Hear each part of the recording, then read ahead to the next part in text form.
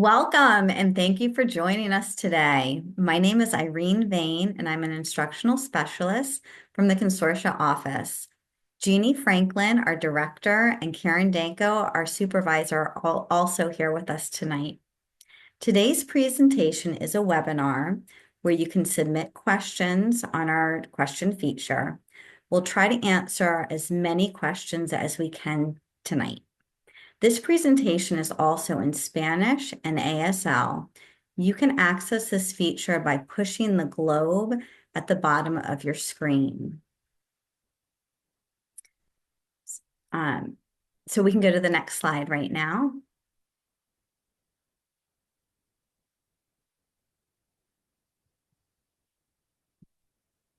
Today's presentation will review the MCPS proposed regional model, learn about the program options, visit a few FAQs, and review the timeline. These proposed regions and programs will be dependent on the MCPS Board of Education approval. So let's go ahead and get started. So we're going to start off with an activator to help us make some connections between number and data statements. So please just take a few moments to look at the slide and either using a piece of paper or the notes section on your phone, write down what you think is the matching number with a corresponding letter, and we will provide the answers in just a little bit.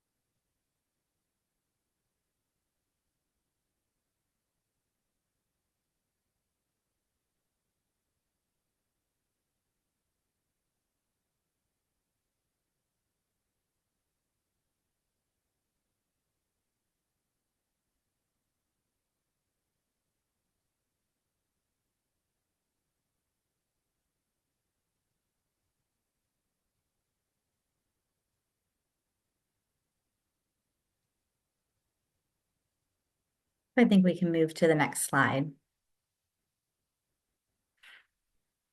Okay, so why is MCPS making these proposed changes? This is all about more access and more opportunities for our students. In 2027, MCPS will have 27 high schools, and 2 of which are being opened in 2027. And so new boundaries are going to need to be established. Numerous students apply to programming and due to limited seats are unable to access. Also, some barriers such as distance and bus transportation impact student access. So we have the opportunity right now to create more opportunities closer to home for students in the near and distant future with this proposed model.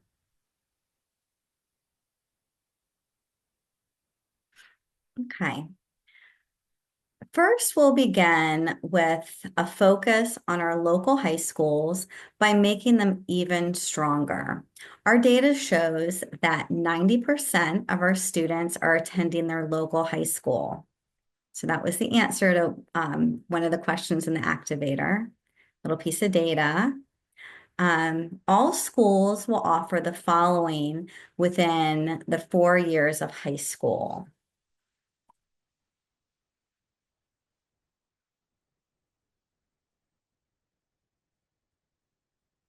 So every school is going to have business, finance, and entrepreneurship and financial literacy, parallel advanced courses, well-rounded course progression opportunities, distance learning to close gaps, preparation for advanced courses, research experiences that prepare students for college. Okay, here you will see what every high school will be offering. There's advanced coursework, preparation to access advanced course offerings, core curriculum, and the school can have innovative programming options that are currently working well and having success. All schools will have coursework in each content area and beyond.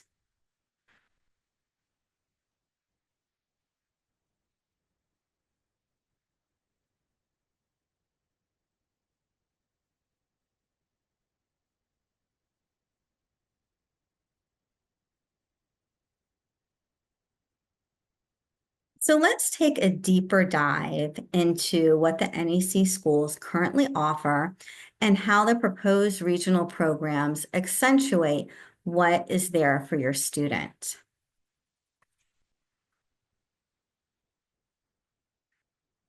Okay. There are 5 program themes.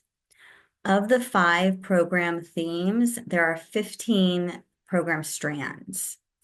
A high school's assets for the map include centrally managed regional countywide programs, career and technical educational programs, less commonly taught languages, arts offerings and facilities. Locally non-centrally managed courses and pathways are not reflected, and gaps for program strands identified per region.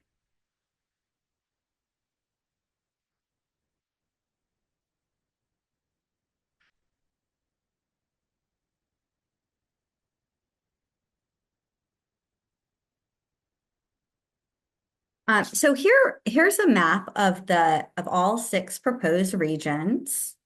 I'm going to just take a moment to look at it.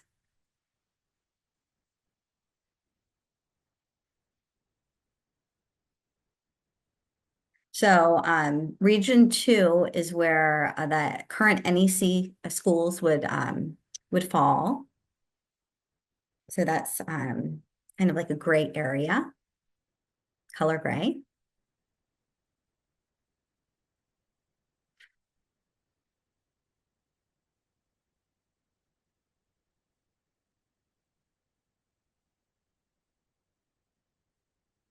Okay, here you will see 5 themes that will indicate the programming options that can be developed within the assigned school of the region. All regions within the system will have these themes and comparable program options. So there's medical science and healthcare, science, math, technology, and engineering, international baccalaureate, humanities and languages, leadership, public service and education, visual and performing arts, design, and communications.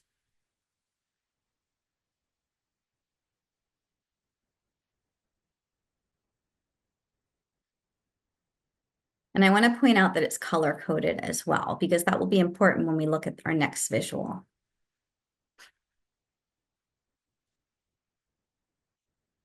Okay, here are the high school asset charts.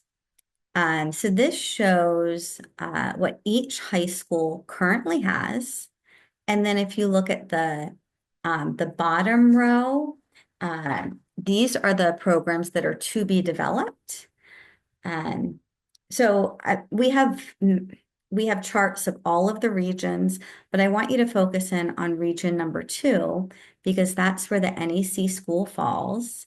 So our current NEC schools, Blake, Paint Branch, and Springbrook are in there, with the addition of Sherwood would be part of region 2.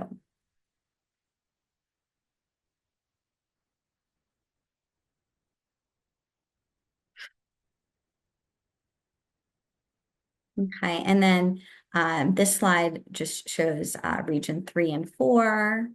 So you can take a look at those regions as well. And then we have 2 other regions that are regions 5 and 6.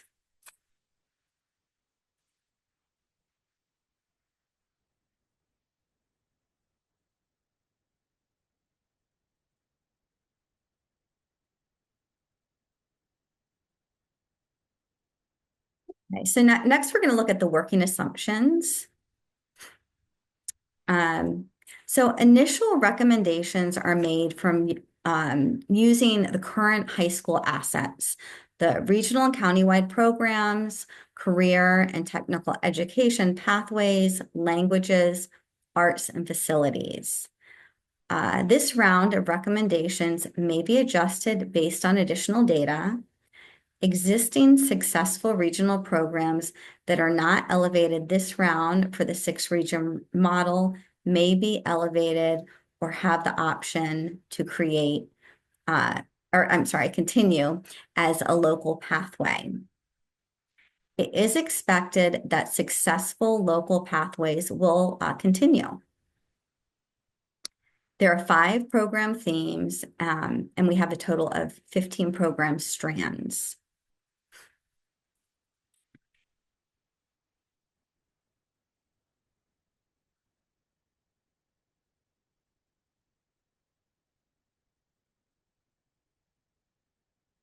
Right. So this is the initial proposal for the regions. And again, we have all of them, but we're just going to focus in on region number 2, which is where the NEC schools fall. So you can see the proposal for these would be the application programs in Region 2. So you can take a look at what each one of the schools would have. So we have Blake with visual arts, performing arts, design, communication, education. Paint Branch with medical science and healthcare, leadership and public service. Springbrook with science, math, computer science, international baccalaureate, and Sherwood with engineering, humanities, and languages. And if you look at the very bottom under that chart, there's like a little code there. If it's capitalized, it's a new program, italicized, it's a current program. The caret, it's a less common language. And then the asterisk, it's a proposed criteria-based program.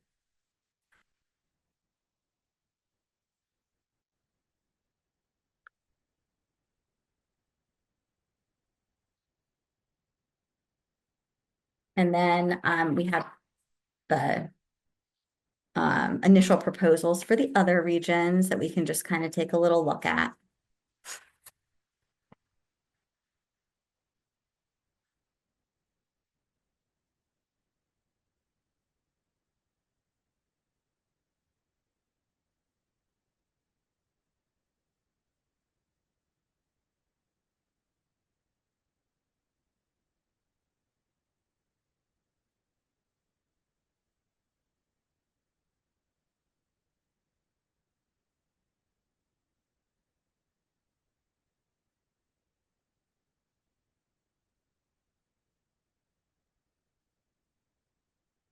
Now we're just going to take a look at what the high school regional program development will look like.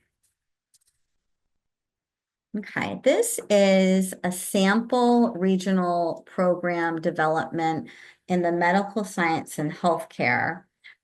So it's just an example of what building on a current program would look like.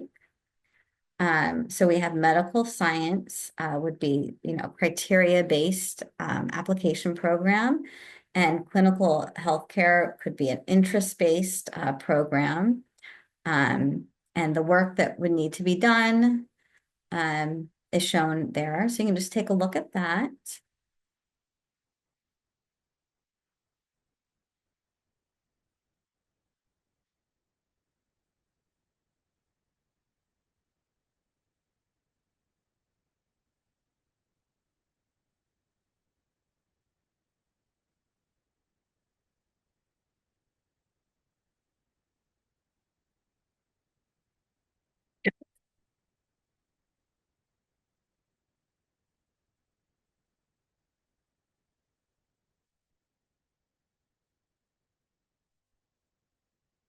Okay, we understand that there are a lot of questions.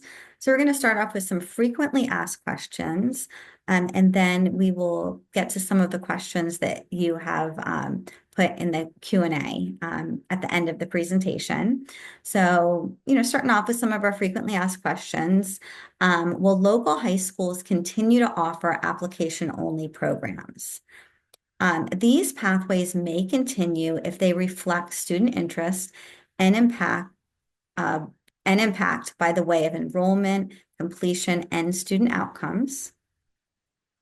What happens to application-only programs? So this is to be determined. Many local application programs were an outgrowth to provide similar programming to students interested in criteria-based programs. If rising grade 9 Is rising grade 9 the only entry point to the regional programs? There are going to be additional on-ramps to enter the programs beyond grade 9. So they will be able to, as they're entering high school, but there'll be additional on-ramps. Will aviation at Magruder High School be available as a regional program? Yes, the aviation program may continue as an interest-based regional program. Will the DCC and NEC discontinue? So the DCC and NEC will evolve into the regional model. And elements of its success will be reflected in the model going forward. So if you have an 8th grader, currently, they will get to go through the choice process and continue with their choice placement through graduation. But 7th graders, the proposal is they will go through the new regional model. Will the countywide programs remain? Countywide programs will become regional. Will my student go through the NEC choice process? Starting with those in grade 7, students will be assigned to the home high school, however, will have the opportunity to apply to one of the regional programs within their region. Does my student have to apply to a regional program? No, you're not required to apply to a regional program within the determined region. Your student may attend their home high school and take advantage of the local programs available within the school. So this is unlike the choice process where with choice, you have to fill out a choice form. If you don't want to participate and just go to your home high school, you do nothing. If you want to apply for an application program, then you would do that. Will there be sibling link if my oldest has already gone through the choice process? The proposal suggests that the choice process will be phased out.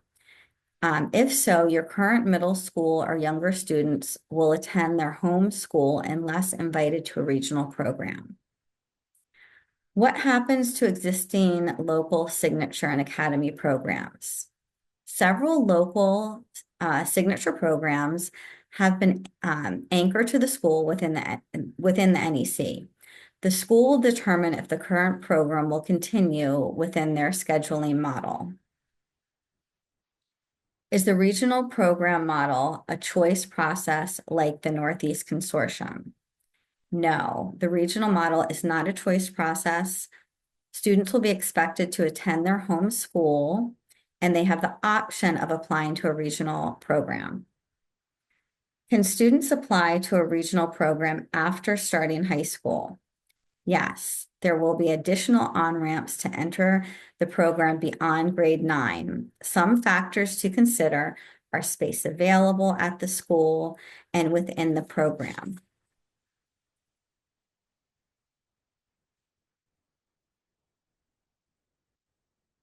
All right, so here is a sample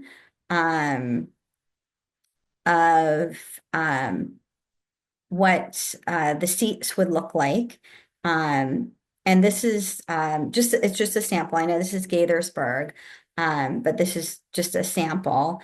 So on the left here, you have the the strong local school courses, and then the regional programs getting phased in with seats. So you can see that is, growing. Additional seats are being added. So what that would look like.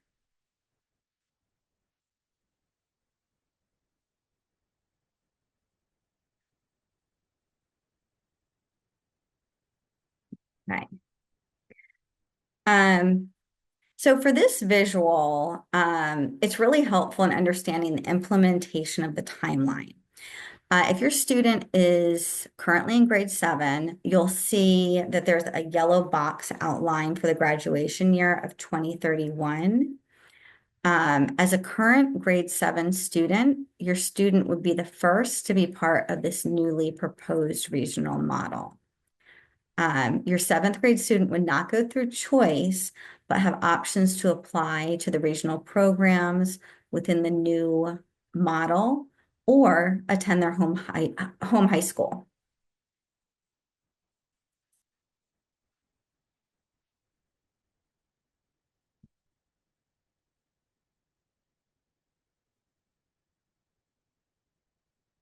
Okay, so here is the timeline, so you can see what's coming up next.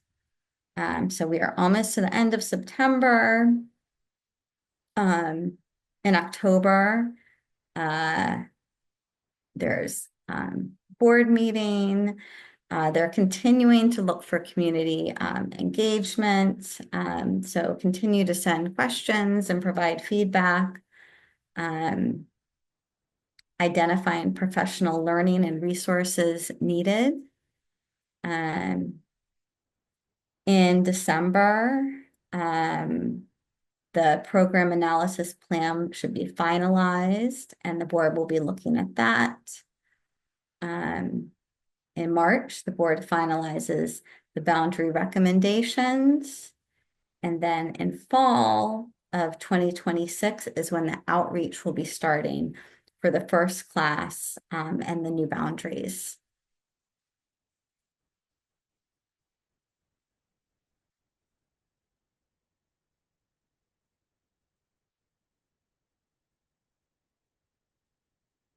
Okay, so going back to our activator, if you have your notes, you can check your numbers and see how you did.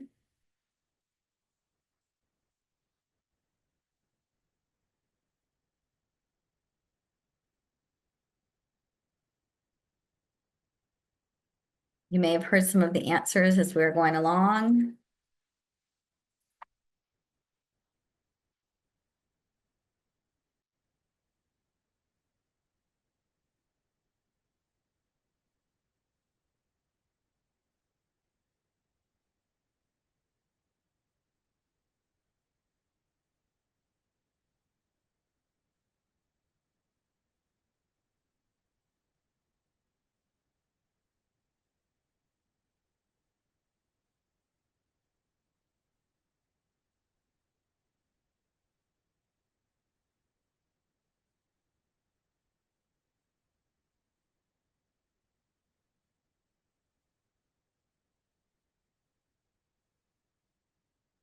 Okay, and our last slide, here's some resources.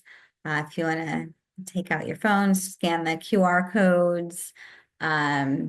These slides will also be available later if you want to get them then. So NEC information, this will take you directly to the NEC website on the MCPS page. And then the other one is the academic program analysis and boundary study information. And this will keep you up to date on what's going on with the academic program analysis. There's FAQs there, there's maps, and as any new information comes around, information is posted there.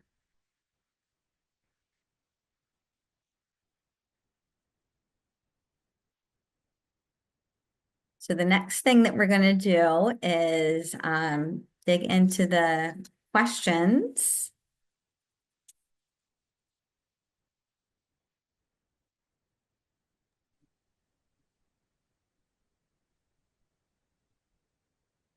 Hi, everyone. I'm Jeannie Franklin. I'm not sure. Can you see me? There we are. I see me. Thank you so much for joining us. And thank you, Irene. This was really great to share an overview of the process. So I've been answering some of the questions in the Q&A. I hope that's been helpful, but I'm going to answer some of these live as well. Karen Danko is here on the team, and she probably will also be able to answer some um, to the group. So let's go ahead and answer some questions. So one of the questions is, will all high schools have dual enrollment? The answer is yes. So that is a commitment that we have. There is a question in here that I did want to answer. It's quite a few questions.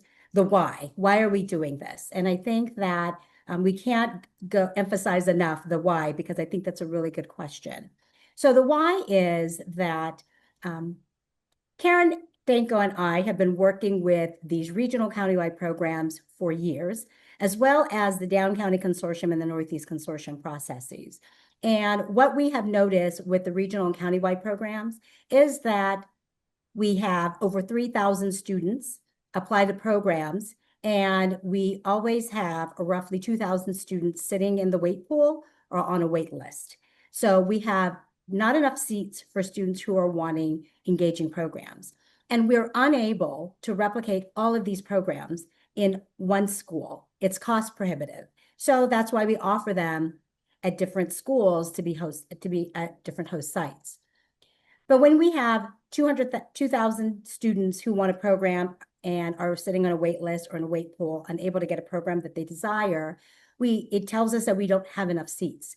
We also hear from many families who tell us that their students at their school stopped applying to certain programs because students from their school are unable to get invited to some of these programs. We've also shared data with you and on the board to the Board of Education that some of our programs tend to be dominated by a few schools, which almost makes them regional programs, because large numbers of students from a few schools tend to have a large number of the seats. So what all of this tells us is that students want these interesting programs, and we want to be able to expand them.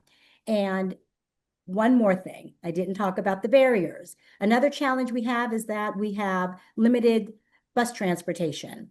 Some of our programs, believe it or not, don't have central stop bus transportation, and some of them are some of our longest standing programs. As a result, students who aren't resourced to take transportation on their own decline even applying to the program, even if it's a big interest, because there isn't transportation. And although we can't offer neighborhood bus transportation to all of our regional programs, having some transportation does offer students an opportunity to consider the program for themselves. So this regional model would address those barriers, pulling 4 to 5 schools into a region and making sure that we have those 15 strand programs available to students, should they be interested, does increase opportunity for students. We did have a question in the chat that asked, how will we ensure the quality of teachers? So that's a very good question. And you're absolutely right. Montgomery County Public Schools is home to some of the most talented teachers. And we are also we have great appeal hiring second career members to our system who want to start teaching. We have researchers and scientists and doctors and physicians, folks in the health field, folks in the technical field who come to us who want to also teach. And I know this because as I've worked with our magnet coordinators, they share that some of their most talented teachers, experienced teachers, or teachers who are teaching in specialized areas are second career teachers. So we continue to attract those teachers. We also have a number of staff who are interested in specializing, that we can provide professional development and professional learning communities so that they can learn to teach in these specialized areas. And then we also will look to leverage some of this work with technology, should we need to, and also partner with Montgomery College. So we have lots of different areas in which we can tackle addressing high quality teachers, but we want high quality teachers in all of our schools and in all of our programs and in all of our pathways, not just our regional programs. All right, so let's keep going to look at some of these questions. We do really appreciate that you're sending them. So one of the questions is how many students that are accepted into these programs are students determined as special education students? So I think I understand this question. And we have a variety of students who apply to our programs. We have both programs of interest-based, which is you just have to be in the grade level, a Montgomery County student, and you can enter a lottery for one of the seats, or you can apply for a criteria base, which looks at your student's academic profile, and a committee reviews students to determine who has the greatest academic need for the program. Students who have special education services are always reviewed, and they are always included in invitations. And should they need resources while in the program, they are afforded their resources in the program. Wanted just to address a couple of questions about the Global Ecology program at Poolesville. We are maintaining the Global Ecology at Poolesville. That is not moving. So we wanted to clarify that. There was a question about transportation.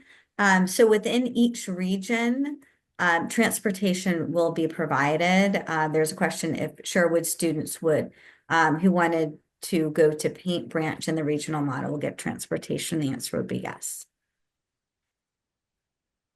So I have another question. Are these programs part of a lottery, or any student can choose a specific program and participate? So the regional programs that we proposed this evening are part of an application process. So students would apply to a program, and that would happen in November. Well, November would likely be the deadline. Families would learn about each of the different programs in the fall of 2026, starting with our grade 7 families right now. During grade 8, you'd learn about all the programs. You would have information on admission. You would then apply, and then students who were invited to programs would learn in January. So that's how that would work. And then there would be two different admission processes. One is lottery-based, which is interest, and the other is criteria-based, which is academic profile and a review. Karen, if you see any questions that you'd like to come off mute and answer with me, please, I'd invite you. Absolutely. Good evening, everybody. There are some questions about the articulation regarding the particular region. So for this evening's meeting, we really wanted to focus in on our 6th and 7th grade students that reside within the Northeast Consortium.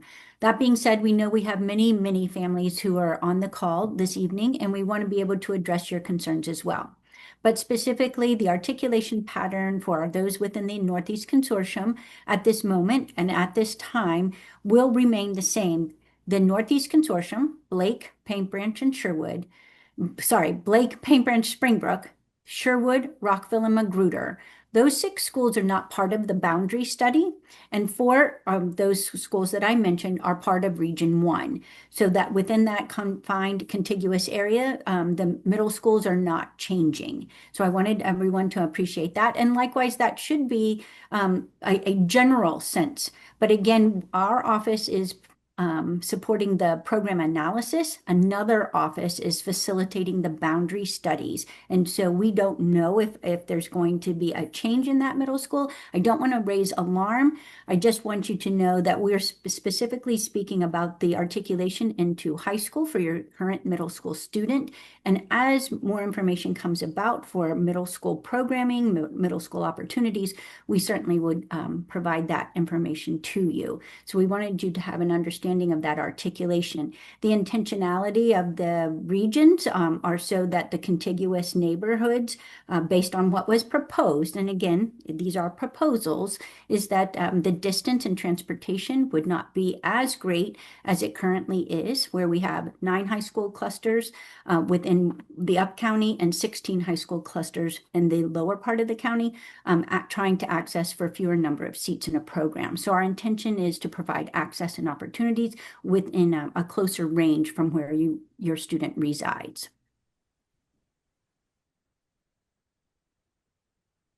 So I see a question about will the DCC and NEC discontinue?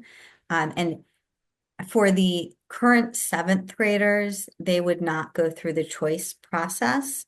But if you have an 8th grader, they will go through the choice process and they can continue in their placement through their graduation. So let's elaborate a little bit more on that, Irene. If you have a current grade 8 student anywhere in the county, any student can apply to one of our regional countywide application programs.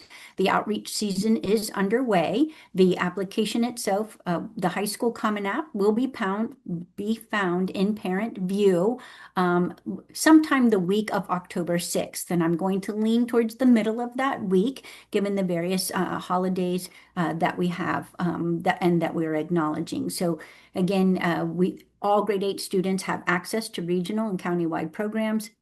Application, the high school Common App, is found in Parent View, and that's for our current grade 8 students. Specifically to our Northeast Consortium families, those students in grade 8 and one of those 5 high schools, 5 middle schools, they are required to go through the choice process. And that is a separate process, and that there will be a link and a mailing that will come home starting the beginning of 10/6, October 6th. So be looking out for that in the mail. And again, each of our schools are hosting information meetings, and you should be receiving some remind emails, Parent Square emails, based on where your geographic residence is and promoting the programs to which your student is eligible. There's a question, will there be different meetings for different regions? I know this is focused on Region 2. But is there a Zoom setup for regions 1 through 6? The answer is yes. There's more meetings coming tomorrow and also in October. And well, yeah, we're just about there, later October. Can I get you to answer one too, Irene? There is a question, or Karen, can you elaborate what you mean by lottery and interest? Who would like to take that? I'm happy to. Do you want to, Irene? Okay, so there's the choice lottery. So any students in the NEC currently need to participate in the choice lottery to be assigned to a high school. And they rank order their schools, and it's a lottery system, and they're assigned to the school. Then for application programs, there are interest-based programs and there's criteria-based programs. You go into Parent View and there's a common application. For the interest-based programs, you just check off the programs that you're interested in, and it's a lottery. So it's just a lottery. You're just assigned that through a lottery process. Criteria-based means there's criteria to get into that program. It might be looking at grades or MAP scores. It depends on what the program is, what the criteria is that they're looking for.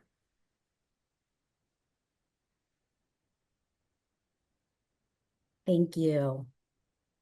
All right, let's see. We have one here. So what are the steps to help my 9th grader apply to a program that he is interested in? So great, we have some families here with older students in high school. So one of the things we do have right now is we have our part-time programs. Karen, can I ask you to elaborate a little bit on that? Sure thing. For our current high school students who are interested in a career technical program, we have 3 locations based on your geographic residence. As I mentioned earlier, the county itself, in terms of access and accessing opportunities and distance for travel, 16 high schools are eligible to attend Thomas Edison High School of Technology. There are a few programs that are county-wide. And then if you're part of the 9 up-county high schools, both Gaithersburg and Seneca Valley host regional programs, again, on a part-time basis. And again, as Irene mentioned, it is an interest form. You're submitting interest. You would go through a lottery. You would be either invited or you would be given a waitlist number. And then we continue to invite until the programs are filled at all 3 site locations. On the MCPS Special Programs website, there is information for both grade 8 families as well as current high school families. And so you can look to see which particular programs could be available at any one of those 3 sites if you have a student in current 9, 10, and 11. In addition, we are also partnering with MC. There's opportunities for virtual middle college, early college, jumpstart to college. We have apprenticeships for electricity, apprenticeship Maryland, forgive me, for different opportunities available, opportunities for firefighting, fire science, EMT, and going forward. So again, our intention is to provide access and opportunities, expose the students to some things that they may not have known that we could support them with while they're in high school and beyond. Each of those host schools are also hosting information sessions, and there's a lot of information on each of their schools' website. But I would say if you typed into MCPS search box, special programs, and then clicked on the link for high school, you certainly would be given a plethora of links to inform yourself. You certainly can reach out to our office. We have a drop box at dccaps@mcps-md.org, and we certainly will be able to respond to any other questions regarding accessing to links or what else you would need to know about the various programs that could be available. Okay, so I'm going to give this one to you, Irene. My 6th grader goes to Loiterman, but lives in the NEC. What high schools can she go to? Since it's a 6th grader, the 6th grader will go through the regional model. So your choice is to either remain at your home high school, or to apply to a regional program within your region with a new model.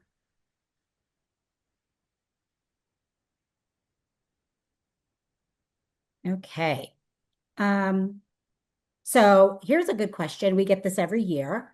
Would going to a magnet middle school help increase a student's chances of getting into a merit-based program in the region?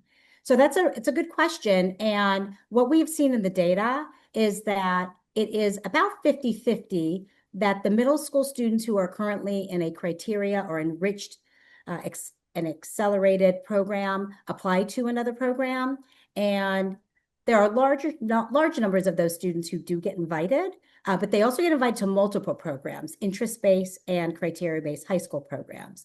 So it's not harmful to be in a middle school enriched program and then apply, but it doesn't exclude you if you're not in a program to be able to get into a high school program. So I hope that was helpful.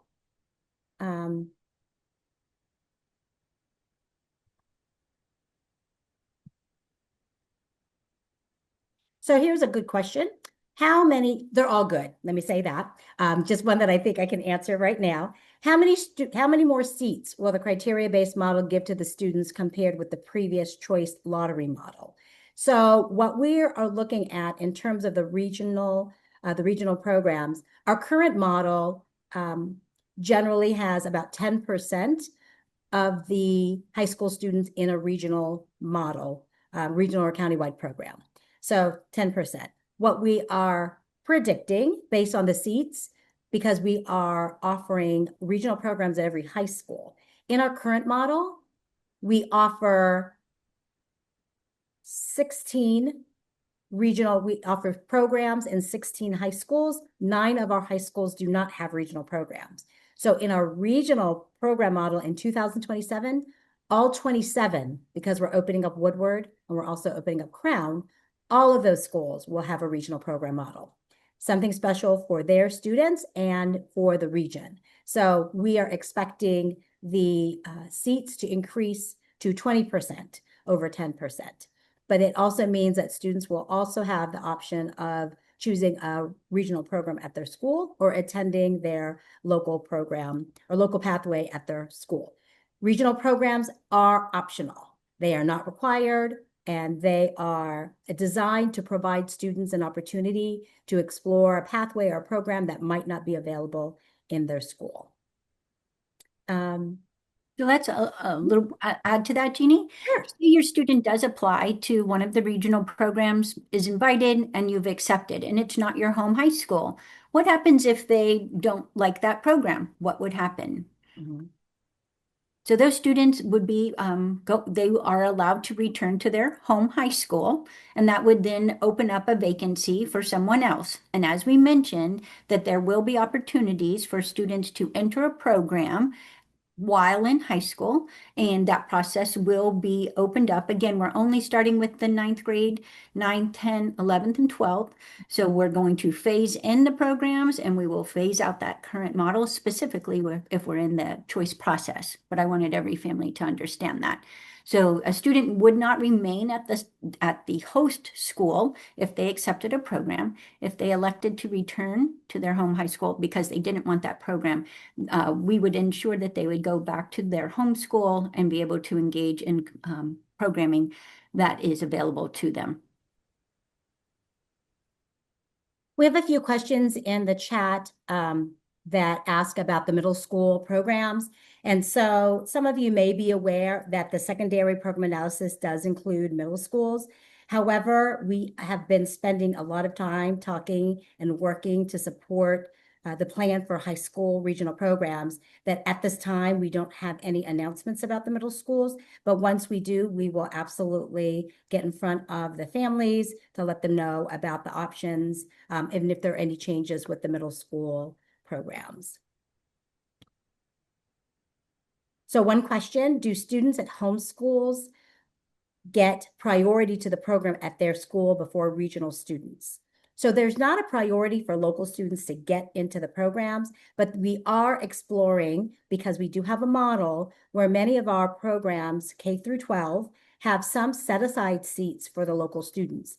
If they're interest-based, then sometimes we have programs that have an unlimited number of seats that students can access. For criteria-based, generally we have a set number each year that local students can access. So that's something we are examining to determine how that will roll up and roll out in our current, into our regional program model. So more information about that will be shared with the Board of Education once there's some more definition around what that will look like. So a family member asks, can you speak to the concerns about the new regional model that parents might have raised? Sure. So first, there are some concerns about the intersection with the boundary study for some of our families and their homeschools being impacted by the boundary study and the pace that this program analysis is going through. So we recognize that it can feel very unsettling for all of these things to occur at the same time, hence why we want to have a number of opportunities to share information with families about that.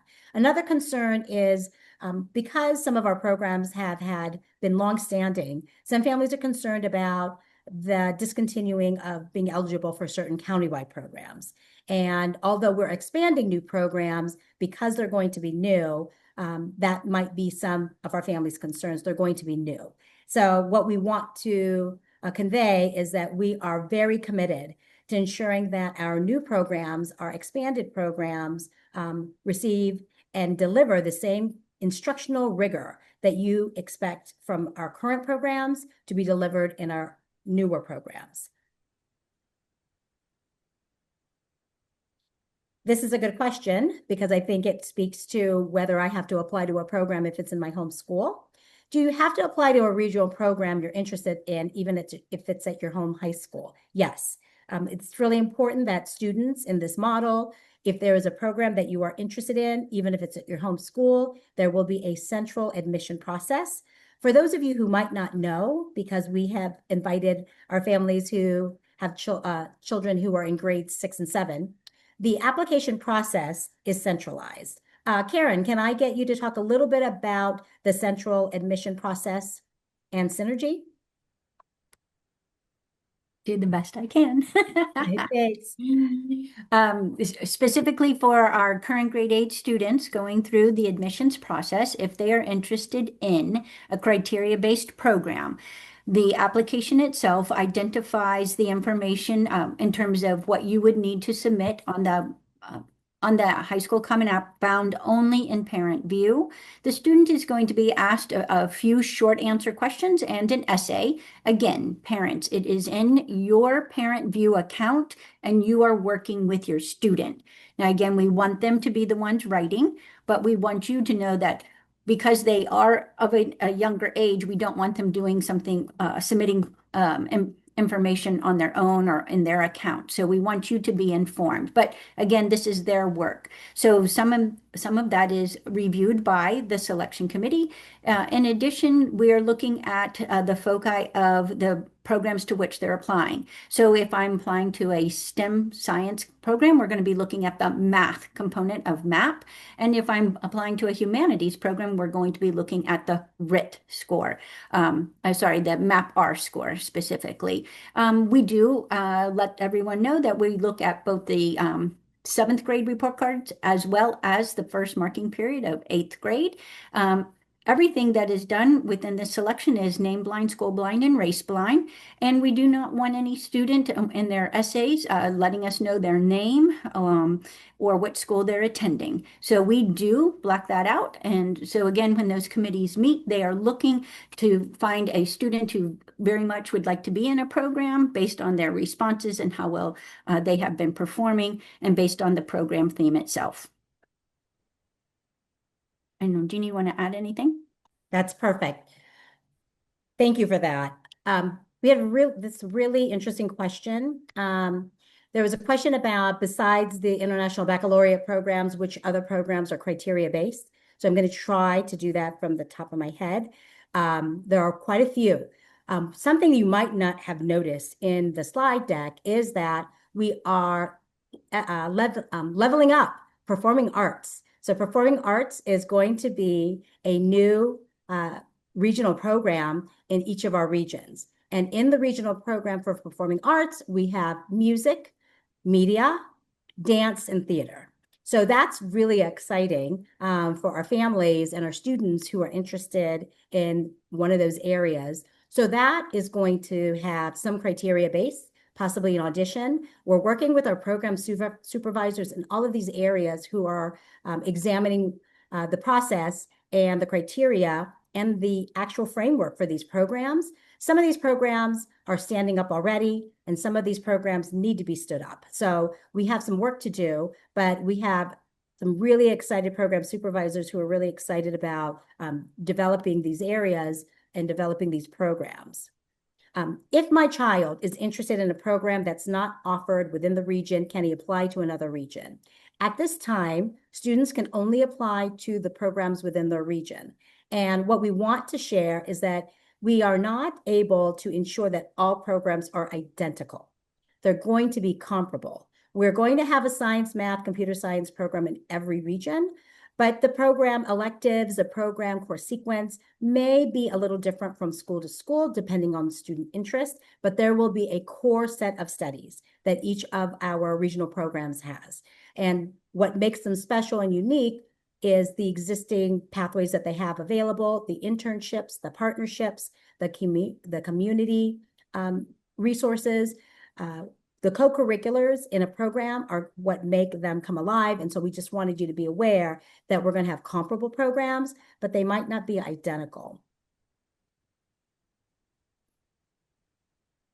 Okay. These resources are going to be made available, and we will be placing them on the program analysis webpage. So families, I know some of you have asked, where will my student go based on the region? And we did leave the screen up a little bit, but we wanted to be mindful of the time so we could address your questions.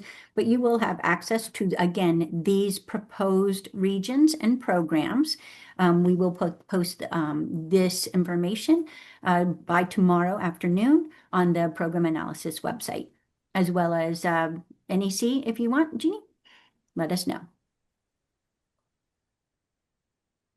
So we have a question. In the new regional program model, will there be any countywide programs that students in Region 2 can apply to?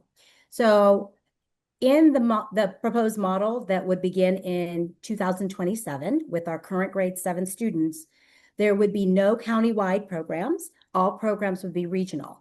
There is a slight exception for students who are interested in our career and technical programming that's available at Thomas Edison High School of Technology or Seneca Valley High School. Those two schools have a variety of career and technical education programs for which we will identify certain regions can apply to.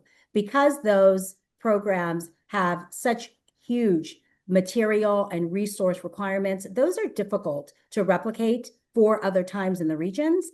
Therefore, we're going to ensure that students who still have interest in those programs, that we have a process that students can use to apply to those programs. So I just want to check time. We're going to answer a few more questions. And then I'd like for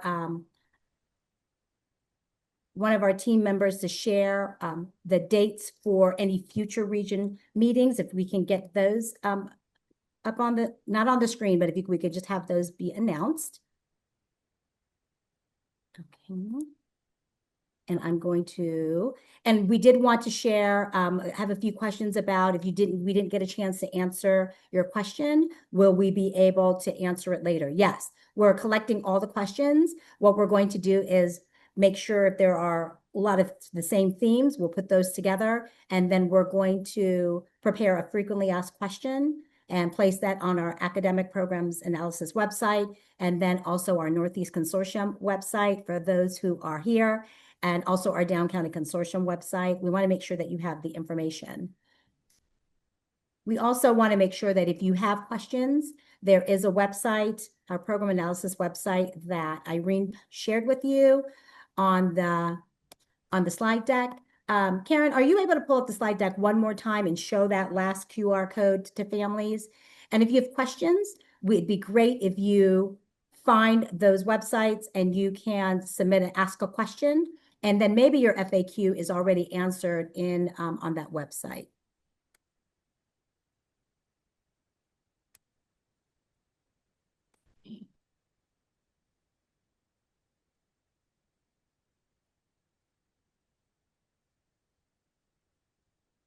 And we have a question about, will some teachers teach regional programs at homeschool and homeschool programs? Yes, that is a possibility. Depending on the enrollment of a class or some of the courses, some of our regional program teachers might teach 2 courses in the regional pathway and then teach 3 other classes for the students at the local school or in a different local pathway. So there are creative ways that our teachers are able to serve in a variety of different contents. But yes, so teachers will want to be at their school having having either a full-time or a part-time schedule and making sure that's full so that they can teach the courses that they want to teach. That part is very exciting. Okay, so we have the QR codes up.